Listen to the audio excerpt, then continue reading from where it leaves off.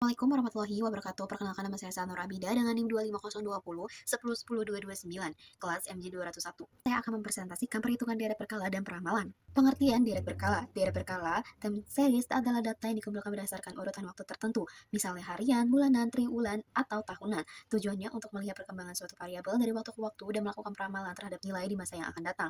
Contoh data penjualan sebuah toko dari bulan ke bulan. Rumus deret berkala, rata-rata bergerak atau moving average. Metode sederhana yang digunakan untuk meramalkan nilai periode berikutnya. MA sub T sama dengan Y sub T dikurang 1, Y sub T dikurang 2, ditambah sampai seterusnya. Y sub T dikurang N dibagi N. Keterangannya, MA sub T adalah nilai rata-rata bergerak pada periode T. Y sama dengan data aktual dan N banyaknya periode yang digunakan dalam rata-rata bergerak. Berikut adalah contoh soal. Berikut adalah data penjualan dalam rupiah suatu toko selama 8 bulan terakhir. Hitung rata-rata bergerak 3 bulanan 3 MA mulai dari bulan keempat. Selanjutnya, ramalkan penjualan untuk bulan September satu periode ke depan menggunakan rata-rata bergerak 3 bulanan. Rata-rata bergerak 3 bulanan.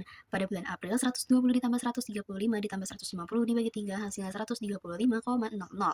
Di bulan Mei, 135 ditambah 150 ditambah 160 dibagi 3 hasilnya 148,33. Pada bulan Juni, 150 ditambah 160 ditambah 170 dibagi 3 hasilnya 160,00.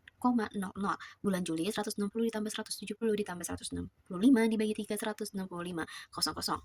Pada bulan Agustus, 170 ditambah 165 ditambah 180 dibagi 3 hasilnya 171,67. Hasilnya bulan April penjualan 160 dan 3 MA yang adalah 135,00. Di bulan Mei 170 sama dengan 148,33. Bulan Juni 165 160,00. Pada bulan Juli 180 jadi 165,00. Agustus 190 jadi 171,67. Nama ada peramalan.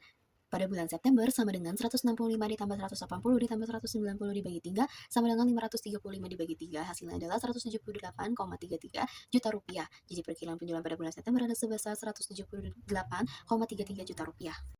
Yang ketujuh ada interpretasi hasil. Rata-rata bergerak 3 bulanan menunjukkan tren naik pada penjualan meskipun terdapat sedikit penurunan pada bulan Juni.